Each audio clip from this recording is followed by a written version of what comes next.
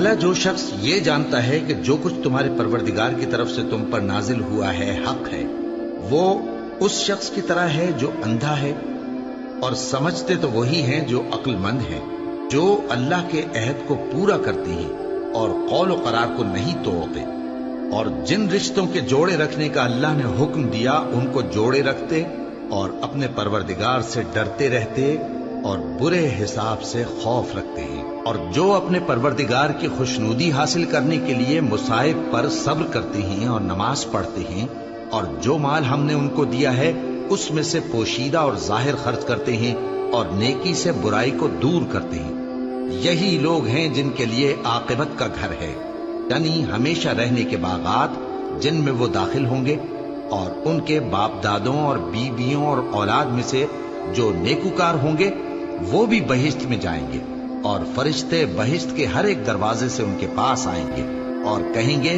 تم پر سلام ہو، یہ تمہاری ثابت قدمی کا بدلہ ہے، اور عاقبت کا گھر خوب گھر ہے، اور جو لوگ اللہ سے پختہ عہد کر کے اس کو توڑ ڈالتے اور جن رشتوں کے جوڑے رکھنے کا اللہ نے حکم دیا ہے ان کو قطع کر دیتے اور ملک میں فساد کرتے ہیں، ایسوں پر لعنت ہے اور ان کے لیے برا انجام ہے۔ اللہ جس کا چاہتا ہے رزق فراخ کر دیتا ہے اور جس کا چاہتا ہے تنگ کر دیتا ہے، اور کافر لوگ دنیا کی زندگی پر خوش ہو رہے ہیں،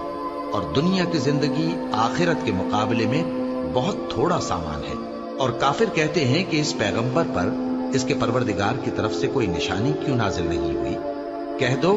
کہ اللہ جسے چاہتا ہے گمراہ کرتا ہے، اور جو اس کی طرف رجوع ہوتا ہے اس کو اپنی طرف کا رستہ دکھاتا ہے، یعنی ان کو جو ایمان لاتے اور جن کے دل اللہ کی یاد سے آرام پاتے ہیں ان کو، اور سن رکھو کہ اللہ کی یاد سے ہی دل آرام پاتے ہیں، جو لوگ ایمان لائے اور عمل نیک کیے ان کے لیے خوشحالی اور عمدہ ٹھکانہ ہے۔ جس طرح ہم پہلے پیغمبر بھیجتے رہے ہیں اسی طرح اے نبی